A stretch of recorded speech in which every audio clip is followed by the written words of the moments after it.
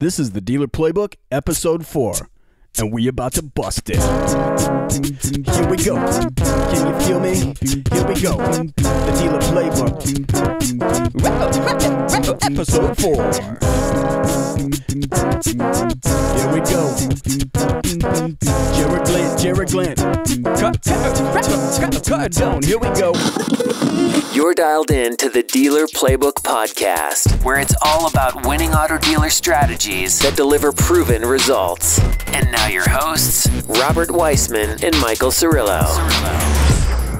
Hey everybody, what's going on? Michael Cirillo here and Robert Weissman with the Dealer Playbook. What's going on, Robert? What's up, Michael? I am so excited. We have the one and only Jarrod Glandt, Vice President of Sales over at Cardone Enterprises. But I got to tell you, just before we get to him, man, there's so many exciting things going on at the dealership level. The Dealer Playbook podcast is really launching strong. We've been covering some excellent topics. For those of you tuning into this episode, before we get into this, I've got to plug. You've got to go back. If you haven't subscribed, go and subscribe to the Dealer Playbook. Listen to the previous episodes. We've had some industry heavyweights, the one and only Tracy Myers, the one and only Craig Lockard from AutoMax Recruiting, who are spilling their guts, who are revealing the secrets that dealers need, must, and adapt to in order to be successful. Give me just a 2-second recap. I missed the call. Give me a 2-second recap on Tracy before we get over to Jarrod. Well, Tracy just laid it out for you guys out there. We're talking about, goes back to our first episode, and then it builds off the episode with Craig, where we're talking about the internal culture on what it takes internally to build the powerhouse dealership that's going to wow your clients and create the experience externally, but it all starts internally. Nobody does it better than Tracy Myers. Tracy Myers creates probably one of the most elite buying experiences in the nation, but also his internal experience for his employees. If you see him on Facebook, the videos of them partying together, pies in the face and stuff like that, that's love. He cares and knows about his team, and he laid it out there for you. It was, if you haven't, make sure you get back there and check that one out. It's the previous episode right before this one, but I'm super excited to dive in with JG, Jarrod Glandt, co-host of one of my favorite online shows, The Young Hustlers, which that's Thursdays, 1 p.m. at cardonezone.com/Young Hustlers. Check that out.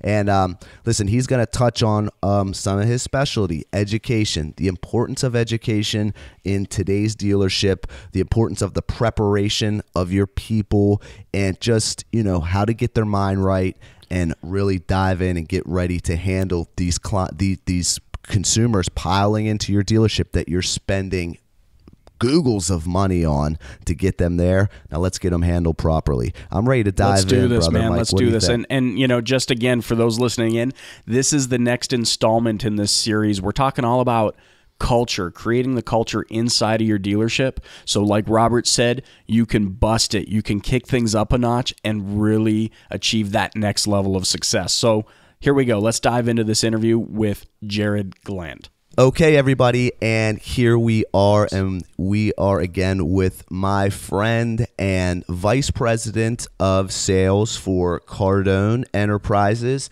also the co-host of one of my favorite online shows, The Young Hustlers, where he co-hosts it with Grant Cardone, and that's what, Jarrod, Thursdays, 1 p.m., every Thursday, right?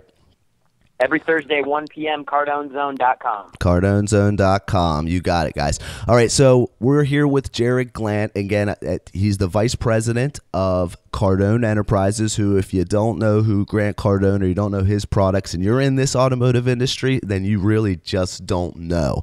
So, as I said in our past couple episodes, we've been leading up to this and about the importance of things internally in your dealership, and education is just so crucial. But there's so much other that has to go into the education to make sure that your people are going to embrace it, because it's one thing to sit in front of videos all day long. It's one thing to read some books and practice, drill, and rehearse, but it really needs to be embraced. So, Jarrod, I'm just going to hop right into it, man, because I'm sure Grant's probably lurking around there somewhere, man. If he sees you not, banging something out, He dude. may even pop in here and jump on the call. Oh, that'd be dope, man. Love that. All right, so look, boom. So you guys you're in thousands probably stores, nationwide, not just automotive. But so within automotive, with the dealers, you know what I mean? Because I was talking to you, you know what I mean? You and me had been friends since you were just, you know what I mean, frontline guy, you know what I mean? Like I was just sitting there pounding the phones. In your experiences talking with thousands of different dealers, what is their take on education? What's the norm really out there? Not that it should be, or we're proud of it, but what is the norm? What is the processes, and how high up on the hierarchy is education in the average USA Canadian dealership? Well, I don't think there's a norm. It's so fragmented. Every store does something differently, and they all have different reasons behind it. Some stores have completely given up on training because they don't see a result from it. And the reason they don't see a result from it is because they're not doing it the right way. So, to say that, most stores are having sales meetings, at least once a week.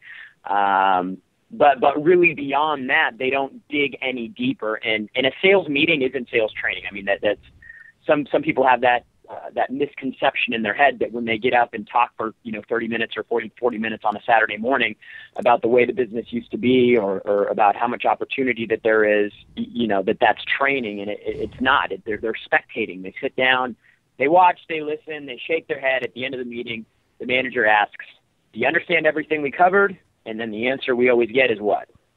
Yes. Sure. Yeah, we got it. We're good. Let's go sell some cars. Let's go put some balloons up. Yeah. So there is no norm. I think more than anything else, I hear, "Hey, yeah, we have a sales meeting at least once a week." Yeah. And it's usually a Saturday, and it's combined with, what drove me nuts about that is Saturday mornings, all right, which is supposed to be, because it's how it's pounded into not only the consumer, but in the auto dealerships, that's the busy day, so they sit there and they want to fire you up, so to speak. And then most of the time they're dragging you down with admin garbage and things like that, filling out the worksheets properly, the trade appraisals, etc. So that's definitely not the way that you want to fire the team up and kick them out there.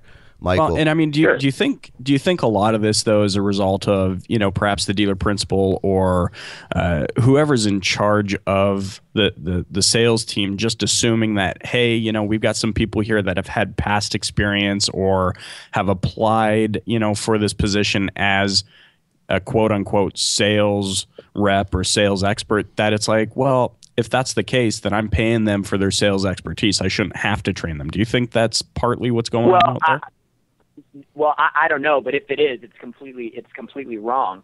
The customer today is more educated than they've ever been in the history of automotive. Right. And they have access to more information and more tools to come into the dealership and have leverage against the store. So I think what the question you really need to ask at a dealership level is, are we doing more to train and prepare our people today than we were 7 years ago? Because if the answer is no, if you can't definitively say that today, in 2014, in April, we are doing more to train and prepare our people than we ever have, you're playing from behind, because in the last 7 years, we've seen True Cars and Edmunds and KBBs and all these other resources come available to consumers where they can come in and they can get the leg up. They can get all the information they need. They no longer need to come to the dealership to find out what their payments are going to be or what interest rate they qualify for or how much their trade's worth. They don't need the dealer for that. So, this idea that we don't have to do any more to prepare our people, it couldn't be further from the truth. You need to be doing more now today than ever before, because when you can't use information to control the process, and the consumer can come to the store with everything they need to make a decision, the only chance you have of making money is to give them an unbelievable experience, is to provide them with something great. When they walk into the dealership, they feel the energy. When they are greeted by a salesperson, they see a beaming attitude. that's what people pay for. It's like when you go to a restaurant, right? I did this interview for Edmunds about a month and a half ago, and they were going back and forth about commission salespeople. And I'm like, of course commission salespeople are a great thing. When I go to a restaurant and I have an unbelievable experience, I tip them more money. When I have a bad experience, maybe I don't tip them less than 20%, but I definitely don't feel good about tipping them 20% because I don't feel like they've earned it. So I think that because the customer is evolving and becoming more intelligent and more informed, I think that the dealer no longer has the option on whether or not they can train and prepare their people. And it really ties back into what you were talking about before, maybe in one of your previous conversations about culture. That has to be in the culture of the dealership. I mean, most stores are going to be spending between, 25 and almost, and sometimes upwards of $150,000, $200,000 a month to drive traffic. I mean, that's some big coin. Exactly. And then they expect their people to practice on customers, and that is the most expensive way to train your people. That drives me nuts. I was just having this conversation with somebody yesterday, and I've said this before, how dealerships just have the mentality of, a body, a breathing pulse, and a body is better than having nobody there. But I believe that if you send out a bad, untrained, unprepared, unprofessional salesperson to wait on this consumer, this person that pulled onto the blacktop, that cost you X amount of dollars for them to just pull on, because it did. It cost $350. Okay, that's the average, whatever, exactly. And they go out, they don't handle them properly, they blow them out. All right, well, if you send nobody out there, there is a small possibility that person might walk in for help. I would take the chances of them I would rather gamble on them walking in than sending an unprepared, untrained, unprofessional, warehouse worker. And nothing against warehouse workers, but that's where, they came from that to try to say, hey, I'm going to sell cars, but then they're not taking, you know what I mean? They're not educated. Look, they're not trained. If an automotive transaction wasn't so complicated and there weren't so many moving pieces, consumers would find a way around it. Look at Tesla. I mean, they figured out, hey, look, we know how consumers want to buy. We're going to give them a way to do that. Good point. TrueCar. Everybody has these all this hate towards TrueCar. Look, they figured out what was important to the consumer, which was transparency. The reality is that if they were transparent with their customers in the first place, people wouldn't have an issue with TrueCar. Yeah, very good. So go ahead. No, man, kill it. No, I was just saying. So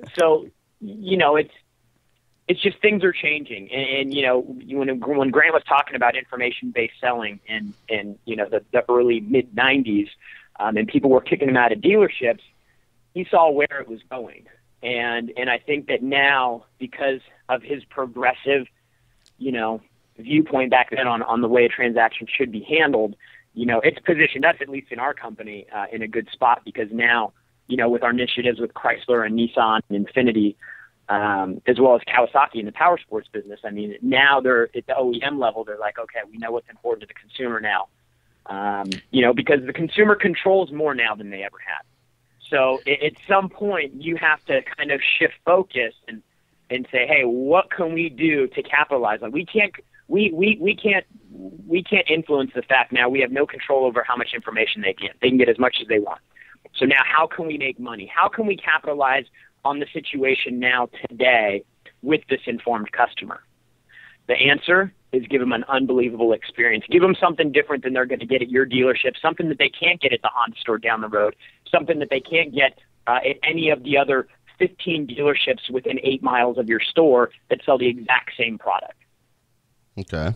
So to a dealer, if you're going to talk to any, let's say, regardless of what that dealership internally has going on right now, to provide that kind of experience in the training, what are some key steps that dealerships today can take on educating and training their people? Because some just, I really don't think know how to train, because as much as 100%. videos like, to me, because I wanted it, so I can watch a video and I can take from it and I can gain from that. It has value, but to some people, it's not going to be, they're not going to take the same from doing something something like that. Yeah, look, for training to be successful, you've got to have two things. You've got to have consistency and you've got to have frequency or volume.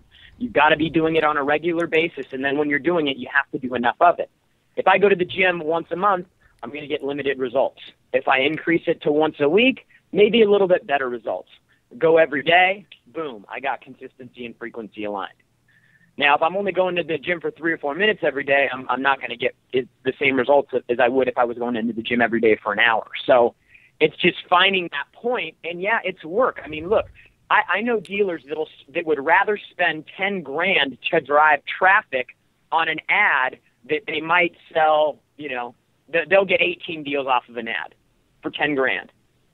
I've got a program for $1,500. They've got 25 salespeople. It'll get them each an extra deal or two every month. And they'd rather spend the $10,000. You know why? Because it's less work. Training your people isn't easy. Having a culture in your business installed where there's constant awareness about deals, not just showing up and doing a job. We're constantly aware of what's happening. Having the right attitude. It's all work. Managers doing meetings every single day, not just getting up talking about logging people in the CRM and who's got hot deals, but actually giving people something they can sink their teeth into, role-playing on a daily basis. You've got to do it. Is it a pain in the ass? Yes. Are your people going to fight you? Probably. Is the guy that's been selling cars for 20 years going to resist? Yes, but you got to do it. You don't have the choice anymore. Gotcha. Michael, I've been hearing you. And you know what? That completely answers the question I was going to ask. I mean, we're talking about how today's automotive consumer is so much more savvy, so much more educated than they've ever been. I was going to ask you, because that's the case, and what we find even in the web side of things is that excuse me, that dealers are really trying to catch up to deliver the experience that the consumers are already accustomed to through other channels, whether it's, sites like TrueCar or whatever other sites are out there. But I mean, I was going to ask, what do you think the biggest hesitation is? I think you answered it. It's work. It takes something. Yeah. There's something required. And the where resistance, much is given, much is required. I think they're very afraid of the resistance too of their people. They're so scared to lose people. But obviously, if those people, I always thought training as a reward.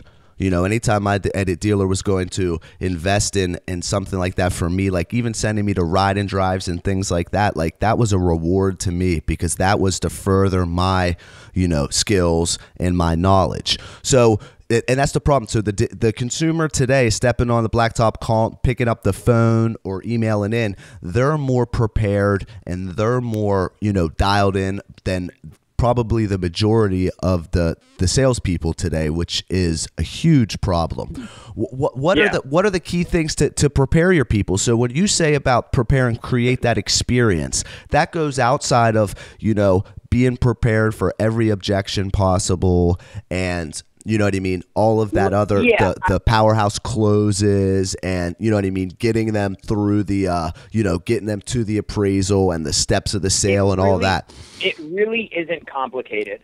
A sales process is a recipe. You don't have to have a huge personality like my man Robert Wiseman, or you don't have to be 6.5 feet tall. It doesn't matter if you're white or black. If you take a process, you put the right ingredients in at the right time, you cook it for the way that you're supposed to, the food comes out tasting the same way. So people have all these misconceptions about the sales process that you've got to be X or Y or Z in order to be successful with it. But it couldn't be further from the truth. If you do A, B, C, and D, you're going to get the deal. You're going to have a better shot at getting the deal at least. So,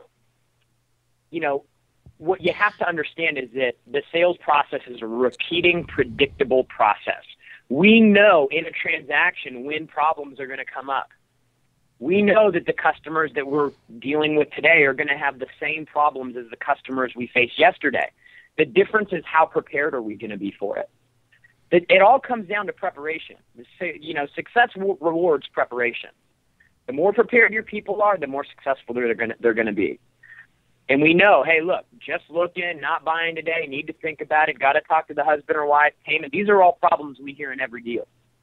Don't want to drive the car, drove it down the street. We're not buying anything today. I don't need to come in and see how much the thing's going to cost. I mean, these are problems that repeat on a regular basis. I'm in Miami, Florida, okay? When they tell me a hurricane's coming, we get the hell out of town. We don't sit here and get pounded by it. We can predict the path of the storm. We can predict the damage because based on the size of the storm, dude, we're going to get out of town. Yep. So it's like a Major League Baseball player, all right? Tomorrow night, he's got a game. He's facing a pitcher. The pitcher throws 90-mile-an-hour fastballs all night. That's what the inside information he got was. Expect a 90-mile-an-hour fastball. Guarantee you that guy is going to go into the batting cages the night before the game and take some swings at a 90-mile-an-hour fastball. Dude's getting paid $7 million a year. It's kind of important that he does his job well. Yeah, it's the difference Now, between professional scale, and amateur. Yeah, dude, I mean, if you practice and you prepare and you train like a professional, you'll get paid like one. Mm-hmm. You practice, you train, you prepare like an amateur, you're going to get paid like one. The decision's up to you every day which one you're going to be. Yeah. And, the thing I love about this is I think that, talking about the difference between professionals and amateurs is that the professionals actually execute on something. We hear that phrase a lot, knowledge is power. And I actually don't fully agree with that. I believe that knowledge is power once you know what to do with it or know how to execute on it. And, so what would you say to the dealers who believe that knowledge is power and then that's good enough for them? How do you encourage people to execute on the things that they learn? Well, I don't think you encourage people to execute the things that they learn. I think you demand it. Boom. I think you demand it every single day. I'm going to demand, dude, look, this is my business. All right. I'm going to spend, I'm going to spend $50,000 this month driving traffic to you. That's a big number. $600,000 a year. I'm going to spend to create opportunities for you in my business. With outflow that big, I'm going to demand that you're prepared to handle them. Okay. Part of what I'm going to demand is that every single morning we're going to get you in the batting cages and you're going to take a couple swings at a pitch. You're going to jump on the treadmill, do a few minutes of warm up. You're going to partner up with each other and you're going to role play the problems that I know with 100% certainty you're going to face today. It's not complicated. In my office here every morning, we role play for 30 minutes. I have a sales meeting from 9:05 to 9:20 with my entire staff. We break from that meeting. My sales staff breaks off. We grab a cup of coffee, shoot off a few emails from 9:30 to 10 o'clock. Every single morning we role play.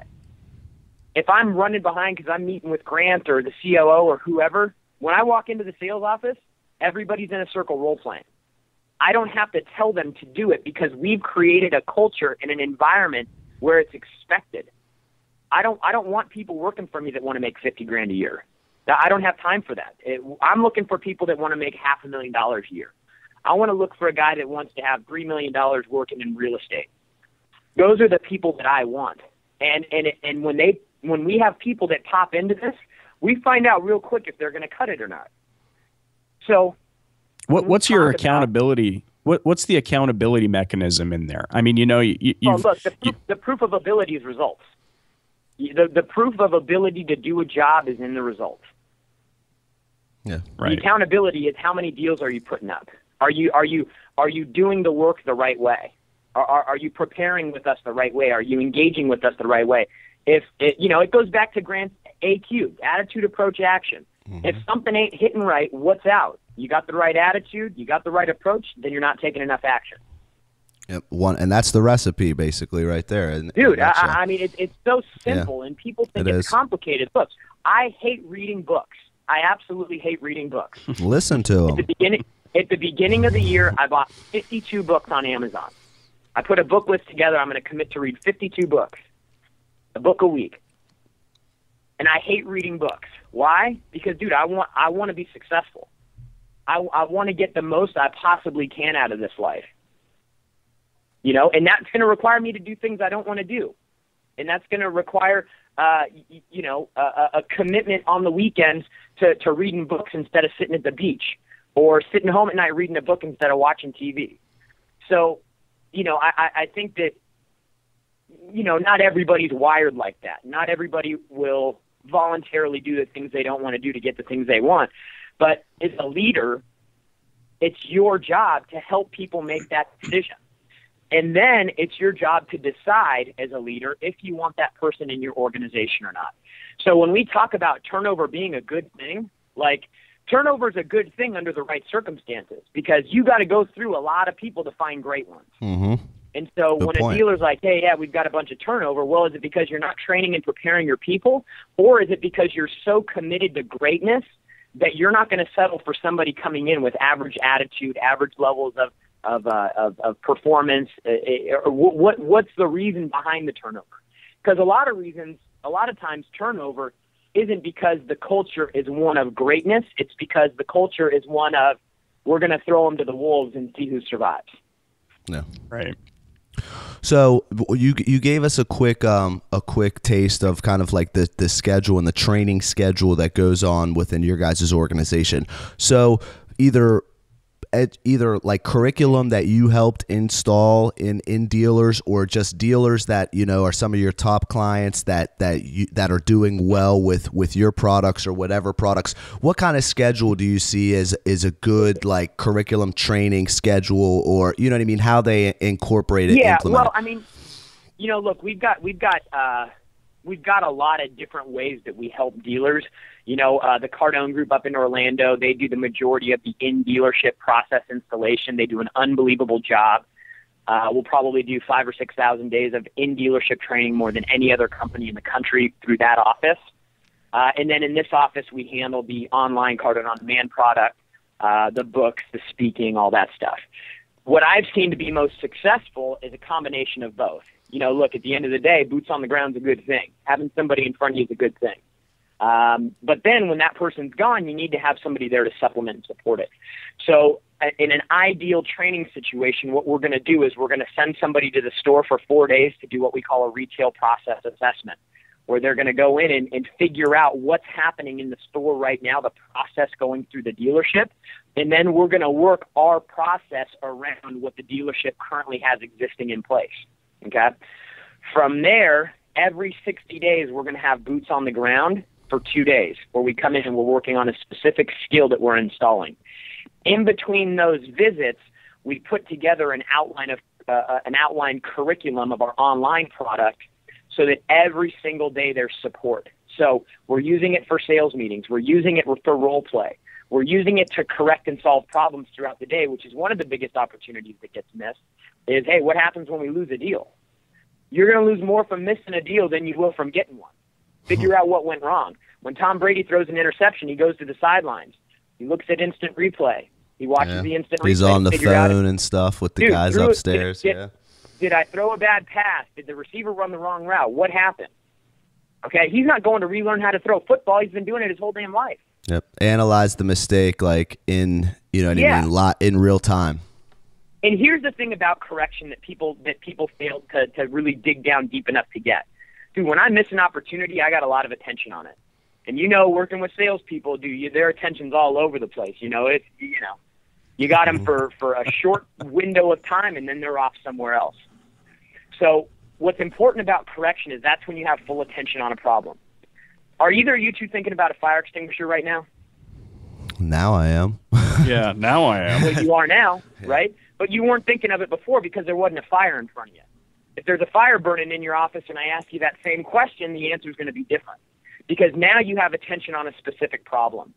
So when we're working with a dealership and I'm saying, look, you need to correct your people, because at 4:30 in the afternoon, when you miss a deal because the customer was upside down, had no money down, and the bank gave you a cutback approval, how do you handle that problem? Well, until that problem comes up, your salesperson's not going to be ready to hear anything about it. That's why consistency and frequency is so important, because you have a small opportunity where maybe you're not going to get them every morning in that meeting, but one day you do. Or at 4:30 in the afternoon, when you miss that deal, now you've got the salesperson's attention. So when I give them a segment of content or training based on solving that specific problem, now I've got a higher likelihood that they're going to retain the information because they've got full focus and attention on a specific problem. I like that. So, and then you got to give people the information they really want. I mean, people don't like training. I mean, hell, I'm in the training business and I don't like it, but I know that I got to do the things I don't want to do to get the things I want to have. So when you talk about in a dealership, like we've got a piece of our program called Quick Fix. And the reason, I know you don't want me to get all pitchy, but this is important because it digs into what your salespeople truly want, and they don't want training. If I go sit in a dealership in a sales office for 3 hours, not one time will I hear, "Hey boss, we need more training." What I will hear is, "We need to put more money in the trade. They don't have the money down. Customer needs to think about it. He's got to go talk to his wife." Blah, blah, blah, blah, blah, blah, blah. All these problems that we hear on a daily basis. So look, what are your salespeople interested in? They're telling you every single day when they come into your sales office and ask you questions. That's what they're interested in. So we built a piece of our program designed specifically to handle that problem.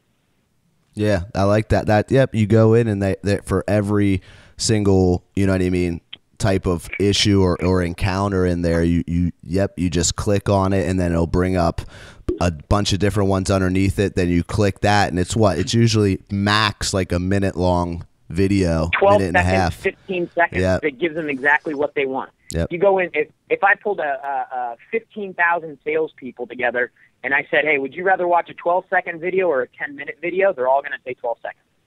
See, so time, so it's definitely just it's BS on the "we don't have the time to train" is just completely ludicrous, correct? I've never met a person in my life that doesn't have 12 seconds. Yeah, exactly. And like the genius thing about that is, nobody wants to, like you said, salespeople are giving their managers topic suggestions, things they want to learn about, but it's in a somewhat more indirect, my job's not on the line kind of a way.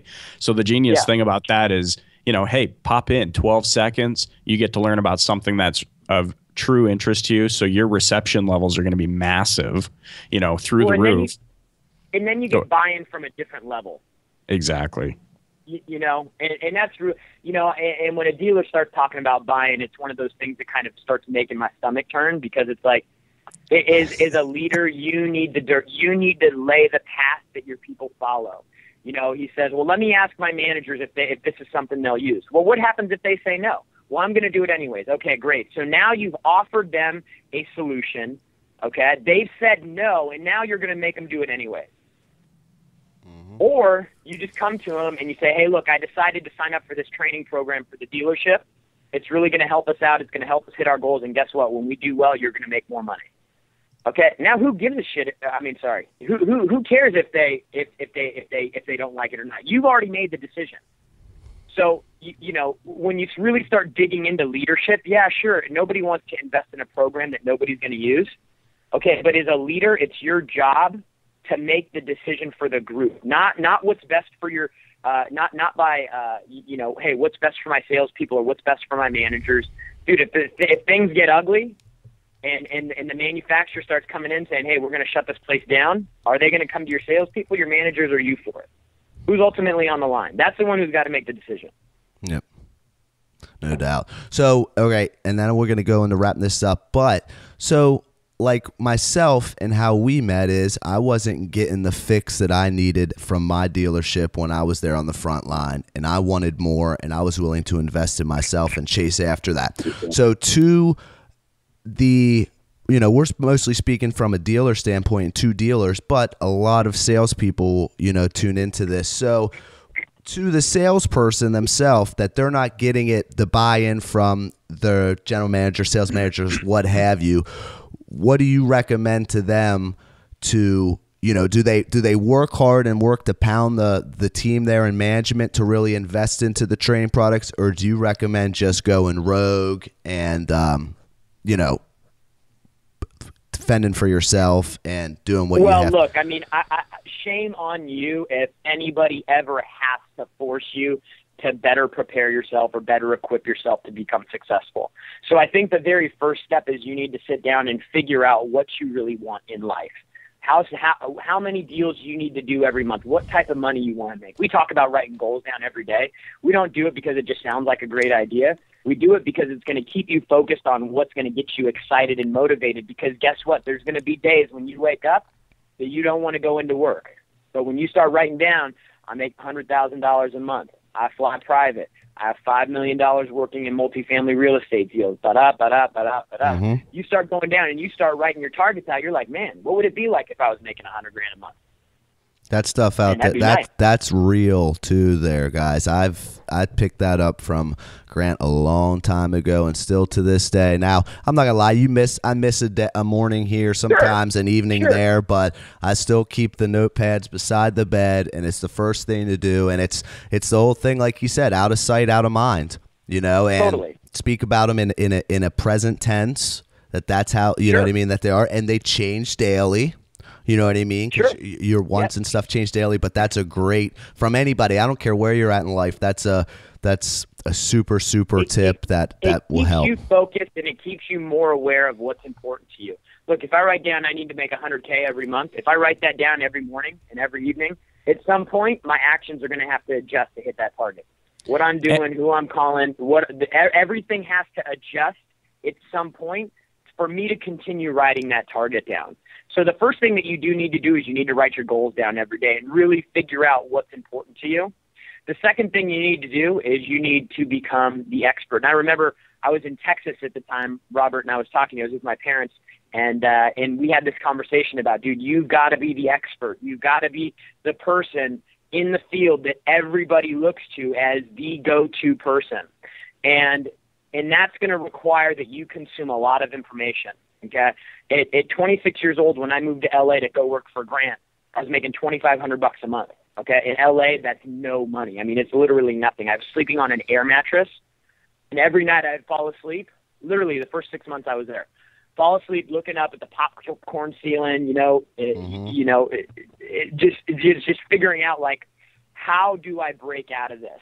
And about 3 months in working for Grant, I almost quit. I don't always tell people that, but I almost quit because it was hard. It was really hard. Cold calling dealers. I didn't know anything about training. I mean, I had worked in dealerships before. I grew up in the business. Like, I knew how a dealership operated, but I didn't know anything about the training business.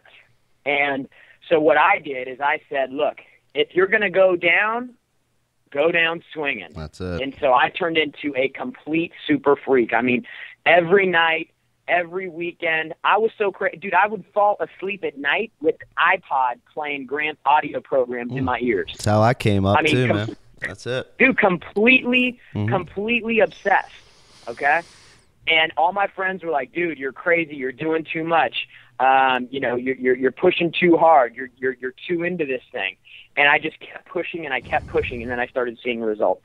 And then I kept doing it and kept doing it and kept pushing, and the results got bigger and bigger and bigger and bigger. And 3.5 years later, I'm his vice president of sales. Awesome, man. So keep that while we wind down, we're rolling out. So you said, number one, let's leave them with some action. Number one, goals, write them down, day in the morning, in the night. 2, become branded as that expert, celebrity expert, go-to guy. Nobody knows more than you. You don't want nobody work with anybody else but you. What number 3? And 3, get obsessed with learning everything you can possibly know about your business. You've got to develop an obsession for it, where you go home at night, you're up late because you're researching, but you're excited to do it. Because look, once you start getting results, that will feed you.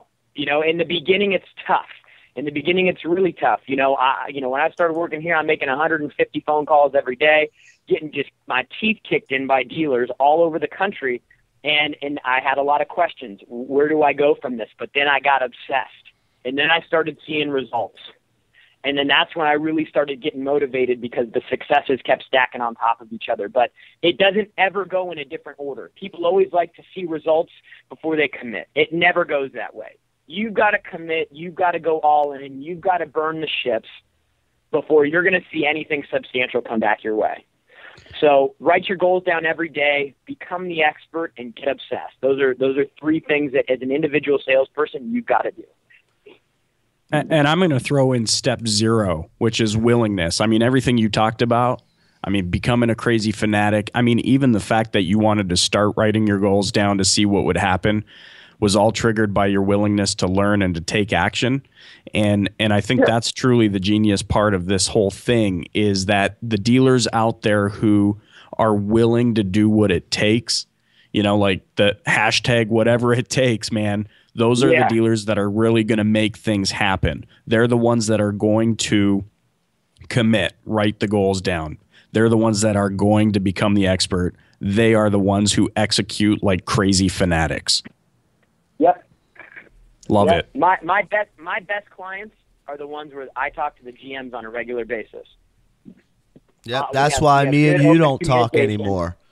Because I'm just the independent guy that used to talk. I'd get Jarrod's time all the time, man. Talk all day, man. I'd bounce my ideas off him, and now look at him. He's got bigger fish to fry. My little CD sets and book deals just don't fuel it anymore, man.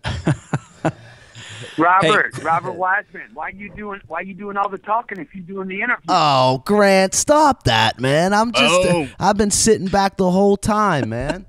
Come on, man. You couldn't hold yourself back anymore, huh? That's you know me, man. Hey, Grant. So why are you pulling our leg with $35 million house, man? You bought that? What you talking about? You bought that house? Huh? You bought that house? Did you buy a house? I did buy a house. Did you? The one you posted on Facebook, right? Last night? Man, this interview is not about me. It's about Jarrod, right? Well, you jumped on, man, so I thought I'd ask you a question. I wanted to jump on because I love you, Robert Wiseman. Oh, Grant, thank you so much, man. You, Robert Wiseman, are the American dream come true. You are the perfect example of a great entrepreneur. Oh, well, thanks, Grant. A go-getter. Jeez. A hustler. A stiffy. That's boom. There's the endorsement for Flex Dealer. Yeah, thank you, good man. acquisition. I'll send you a. Who's the other cat on the phone? Who's the other cat on the call? This is Michael Cirillo, president of Flex Dealer. MC, another big hustler. What's going on, brother? Player? How you doing, man? I got Woody and Stiffy on the phone. That's it, man. That's it. Boom. Love it. Hey, thanks for letting us borrow Jarrod for a little bit, man. I appreciate that, man. I'm sure he was hiding in the bathroom or something. I'm going to send you the bill, man. Send me the bill. Send me the bill. I knew there's probably a bill for that nice endorsement you just did for me there, man. Go ahead. Send it in the mail. Okay. Well, I just wanted to jump on the phone. I literally took the call. I said, let me get part of it. I want to be part of the interview. All right. Well, listen, man. You guys be great. Anytime. Okay, have a great week. Thanks, Grant. Appreciate it. Take it easy, bro. Man, that was awesome. Jarrod, full of information.